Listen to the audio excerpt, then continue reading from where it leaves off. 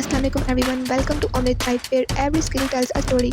An MLT student, a creative mind, a home cook and a student on a journey to grow and explore every side of life. From lab knowledge to delicious recipes, from creative art to real student struggles, it's all right here. This is not just a channel, it's a lifestyle. Let's thrive together. Like, comment your thoughts and don't forget to subscribe.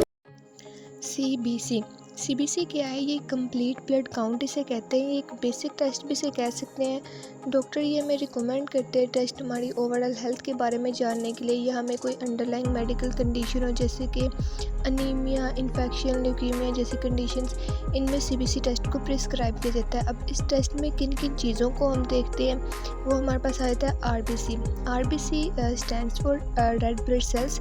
ये oxygen को carry करने में help करते हैं। Next is WBC stands for white blood cells, जो कि हमारी body में इन्फेक्शन के साथ फाइट करते हैं। The third one is HP stands for haemoglobin क्या है? ये एक प्रोटीन होती है जो कि ऑक्सीजन को कैरी करती है। The next is PLT stands for platelets, ये हेल्प करती है स्टॉप करने में ब्लीडिंग। अब रेंजेस की बात कीजिए तो अगर रिज़ल्ट वैल्यू नॉर्मल रेंज से वेरी करती हो तो ये हमें हेल्प करता है जानने के लिए कि हमारी बॉडी में कोई मेडिकल कंडीशन तो नहीं हो रही।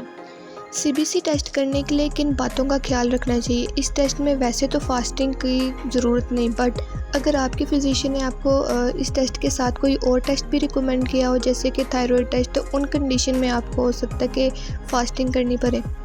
इस टेस्ट में आपको स्टेरिलाइज नीडल के यूज़ से आपकी आर्म की वेन जो होती है उससे ब्लड निकाला जाता है। उस ब्लड को टेस्ट के लिए आगे लैब भेजा जाता है और फिर इस टेस्ट के होने के बाद आप अपने normal day to routine activities को रिस्टार्ट कर सकते हैं।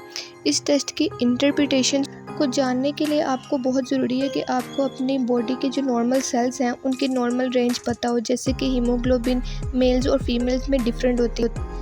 CBC के रिज़ल्ट्स क्या क्या हो सकते हैं? जैसे कि RBC की वैल्यू अगर कम होगी तो मींस के लो HB है। अगर लो HB है तो पेशेंट को अनीमिया हो सकता है। अनीमिया में जो कंडीशंस हो सकती हैं जैसे कि पेशेंट को वीकनेस हो सकती है, विटामिन की डिफिशिएंसी हो सकती है, लीवर डिसऑर्डर, आयरन डिफिशिएंसी। अगर RBC की वैल्यू ज़्यादा है तो एरिथ्रोसाइटोसिस हो सकता है। इसमें जो कंडीशंस आती हैं like heart problem, blood cancer की कंडीशंस। नेक्स्ट अब WBC की वैल्यू अगर कम होगी तो इसको ल्यूकोपीनिया हो सकता है, जिसमें कंडीशंस आती हैं बोन मैरो प्रॉब्लम और ब्लड कैंसर। और अगर WBC की वैल्यू ज़्यादा होगी तो मीन्स कि ज़्यादा इन्फेक्शन और इन्फ्लेमेशन का खतरा हो सकता है। अगर बॉडी में ब्लड जल्दी से क्लॉट नहीं होता तो हो सकता है आपको प्लेटलेट्स की कमी हो। प्लेटलेट्स की वैल्यू अगर कम होगी तो उसको थ्रोम्बोसाइटोपिनिया कहते हैं।